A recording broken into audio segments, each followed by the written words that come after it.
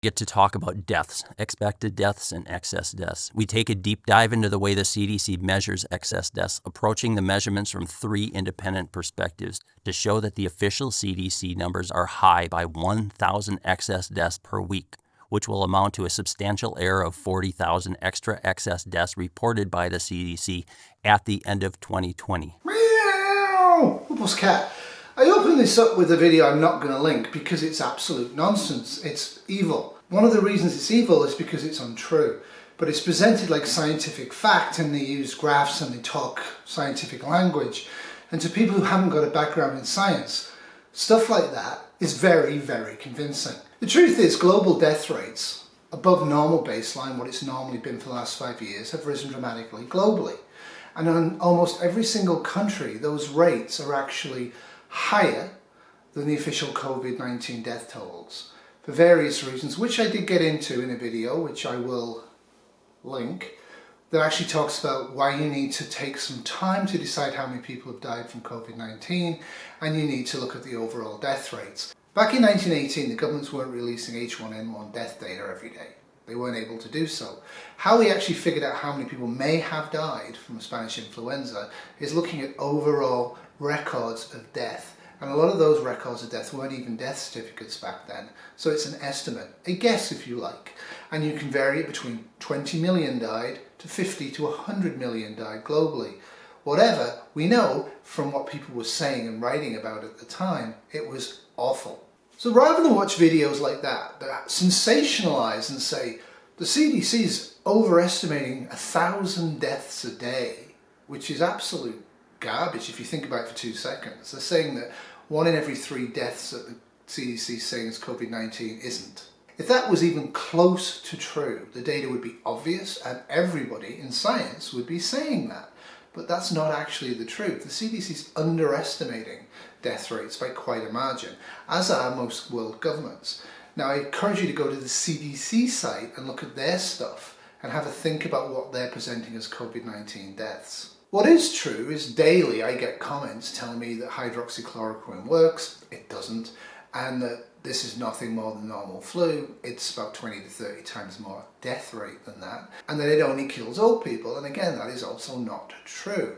It's hard to wrap your head around it, but a lot of people are claiming that the death rate is 0.4% for people under the age of 60. That may or may not be true. I suspect it is not true. I think if you look at really fixed data, you can push the number down approximately to that. But have a little think about it. Is a 0.4 death rate for everybody under the age of 60 okay? No big deal.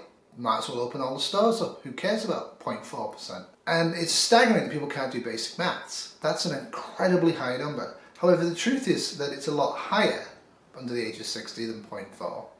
And the truth is that this death rate from this disease is between 4 to 1% total, with about 2/3 of them being over the age of 70. That leaves an awful lot of people in their 20s, 30s and 40s dying, or not dying, being hospitalised and costing a whole pile of money, or leaving hospital 22% I estimate, or 1/3 some people say, with long COVID, a disease that is debilitating and really harsh and terrible. And we don't know how long it'll last. It could well last their lifetime. We don't know. Initially, we thought that the long COVID syndrome was actually related to an antiviral thing, and there is a treatment for that, though it's pretty pricey and difficult. That appears now not to be the case. We don't have a treatment for that.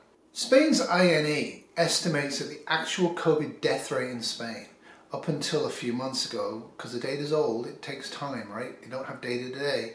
But they estimated it was around about 70% higher in the first phase of the infection outbreak in Spain than the official government figures. 70% higher. And they figure that's still happening. Now, I'm not going to get into it, but the INE is actually much higher standard of proof and evidence and likelihood than the official daily death rates and even some of the death certificates, because there are issues with that. So I would take the INE figures as pretty much probably what it is. And the bottom line is that instead of having 900 deaths a day right now in Spain, which is far too high, it's probably around about 1,600. To give you an illustration of that, it's like saying 27,000 people are officially expected to have died from this over a given period of time in Spain, but the actual figure was 32.6 thousand. So a lot of people look at death rate and all the rest of it, and death certificates and official figures and all the rest of it. What you actually need to look at is total number of deaths in your area over a period of time, and compare that to the usual expected deaths from all causes in your area over the last 5 years. Now, bearing in mind, a lot of these figures are actually, the baseline figures actually exclude 2015. 2015 was a very bad flu year. If you included 2015, it wouldn't look quite so bad, but it would still look very, very bad, and I'll get into that. Of course, Mexico has said all along, because of various internal infrastructure issues, that their death rate is way higher than they're reporting. Their government's openly said that right from the beginning, and that is true for pretty much every single government in the world. Obviously, if you're in Tonga and there's like 1 or 2 deaths, you've probably got a good, hard, firm grasp on it. But if, say, you're in India and your death rate is whatever it is, are you going to go by people tested that die? Because frankly, that's going to way underestimate it. Or are you going to go by what you think's going on?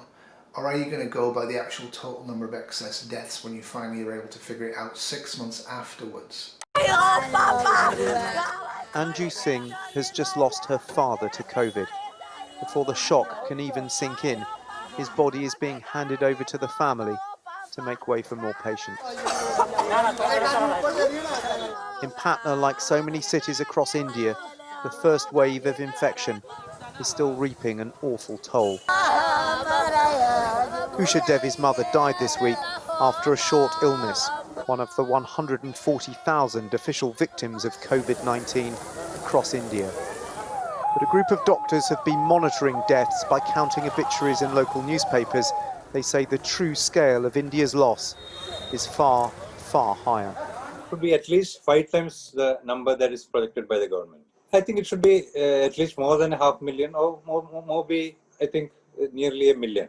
Experts say India's real death toll remains stubbornly high. So the truth of it is, how many have died in India? The truth is an awful lot. Now, the United Kingdom actually has some pretty good data, and it's pretty real-time data, and they do a lot of interesting things, and I've heavily used them for that reason, because countries like Canada are years behind in releasing death rate data, and countries like America release it in states or by city, so it's not reliable for the country. What is reliable is pretty much everybody that's released baseline death rate figures over the last year are showing clearly that COVID-19 is killing a lot of people, and a lot more people are dying than normal than is explained by COVID-19. Now, as again, I did say that I didn't mention that and why that's the case, but I firmly believe that all deaths, excess deaths, are directly or indirectly related to COVID-19. For example, if I have a heart attack and I need an emergency stent, but I don't get in to have it done quick enough because of a backlog of patients in the ED, or there's no ICU beds, or they have to screen me for 12 hours before they operate on me because they want a COVID test, and then I die, I may have died anyway. But if you look at everybody in Canada and you see that 10,000 people died waiting for cancer and cardiac surgery over this last year, that's directly caused by COVID-19. It's an indirect cause that would not have killed me if it hadn't been for the pandemic. And that, of course, is why a lot of people are screaming about healthcare, ICU bed capacity, etc., and for good reasons. But one of the main reasons that people need to take sensible precautions is because you can't guarantee that you'll get timely or adequate nursing care in a pandemic. Nursing will go down long before medicine goes down. There's way more doctors and way more surgical systems in place than there actually are beds and trained staff to do it. Now, I believe one of the countries, and I'm not going to say which one because I can't remember, is actually training basic nurses over a 2-day period to be critical care nurses. Just to give you an example of that, Kitty and myself, our training specifically for critical care in Canada was 1 year, 48 weeks was how long it took us to be basically trained to look after life support and ventilators. I can assure you it's incredibly complicated, and if you don't have trained and able nurses there, people will die. I do think it's a good idea. I do think Canada's wasted 10 months not training bedside nurses to assist critical care nurses with ventilators and Optiflow, but we will see what happens. So the United Kingdom estimates the life expectancy of the average British person has dropped by a year at this point. And that's staggering. The reason that's staggering is that it's been stagnant since 2010, when the British decided that a Conservative government was a good idea. And that's a political shot, but it's true. But before 2010, life expectancy, how long when you're born in that country, are expected to on average live, has been rising. Been stagnant since 2010, and now it's going to drop by about a year. That's a staggering thing. Now, bearing in mind that we're still upswinging on the second global wave of the pandemic, and we will kill as many people on the way down as we do on the way up, unless the vaccines become efficient and very fast used for the majority of the population, which is not going to happen. So I hesitate to show unpublished data, but this data is in peer review process, and I think it's an important thing to look at, because when we are looking at what's going on in our own countries, we tend to forget about others. There's a lot of people in the United States of America who are very anti-mask, anti-distancing, anti-lockdowns, like rabidly so. And in fact are threatening and doing acts of violence against doctors and scientists and public health officials because they are so outraged at the loss of their, quote, freedoms, their freedom to infect and kill other people. That's what it boils down to in this pandemic. However, the unpublished data has been looking at the CDC figures, so it's likely to be much worse than the unpublished data is claiming, because as I've said before, every state and every city that's released data on excess deaths in the United States is showing between 10 and 40% more have died than COVID-19. So bear that in mind. Just using the CDC figures, which I believe are underestimating the death toll, they are estimating plus 1 year loss of life for Americans. So you guys are losing over 1 year on average loss of life. So this again bears in mind the lie that the only people that die from COVID-19 are those in nursing homes about to die in a few weeks anyway. And I've actually heard American politicians say this recently. These lies are very, very good. They get into there and they reassure people and they take away the fear of the pandemic. And I think a large amount of anti-mask and anti-distance is due to fear. A large amount of refusal to remove facial hair so an N95 fits you properly is due to fear.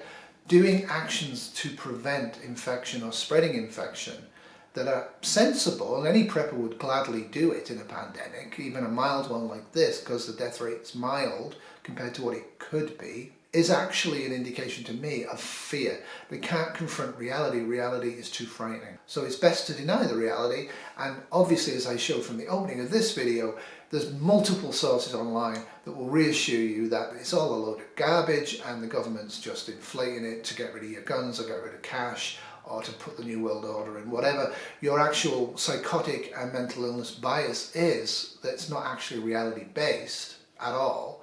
You can find evidence for that online, and lots of it. And a lot of it's very, very cleverly done. Doodles. This was a Thirsty Cat production, 2020.